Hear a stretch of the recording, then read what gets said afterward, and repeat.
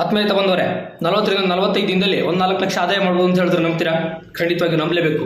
ನೀವೇನಾದರೂ ಬೆಂಗಳೂರು, ಹೈದರಾಬಾದ್, ಚೆನ್ನೈನಂಥ ಮೆಟ್ರೋಪಾಲಿಟನ್ ಸಿಟಿಯ ಸುತ್ತ ಇದ್ರಿ ಅಂತ ಹೇಳಿದ್ರೆ ಈ ಒಂದು ಬೆಳೆಯನ್ನು ಬೆಳ್ಕೊಂಡು ಆರಾಮವಾಗಿ 40ರಿಂದ 45 ದಿನದಲ್ಲಿ 4 ಲಕ್ಷ ಆದಾಯವನ್ನು ಮಾಡ್ಬೋದು. ಯಾವುದು ಸಾರ ಥರದ ಬೆಳೆ ಅಂತ ಹೇಳಿದ್ರೆ ಐಸ್ಬರ್ಗ್ ಲೆಟಿಸ್ ಅಂತ ಹೇಳ್ತೀವಿ.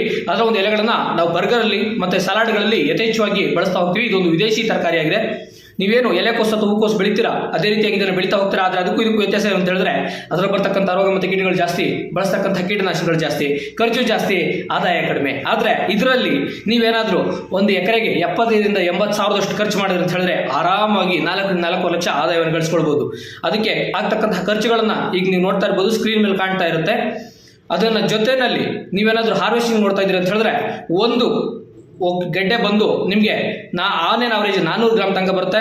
1 kg ನಿಮ್ಗೆ ಏನಾದರೂ ಖಾಲಿ 30 ರೂಪಾಯಿ ಹೋಯ್ತು ಅಂತ ಹೇಳಿದ್ರು ಕೂಡ 4 ಲಕ್ಷ ಆದಾಯ ಆಗುತ್ತೆ. ಮಿನಿಮಮ್ ಅಷ್ಟು ರೇಟ್ ನಿಮಗೆ ಸಿಗುತ್ತೆ. ಇದ್ರ ಬಗ್ಗೆ ನಿಮಗೆ ಹೆಚ್ಚಿನಂಥ ಮಾಹಿತಿ ಬೇಕಿತ್ತು ಅಂತ ಹೇಳಿದ್ರೆ ಕಮೆಂಟಲ್ಲಿ ತಿಳಿಸಿ. ಸಂಪೂರ್ಣವಂಥ ಒಂದು ಫುಲ್ ಲೆಂತ್ ವಿಡಿಯೋವನ್ನು ಮಾಡುವಂಥ ಒಂದು ಪ್ರಯತ್ನವನ್ನು ಮಾಡ್ತೀನಿ. ಧನ್ಯವಾದಗಳು.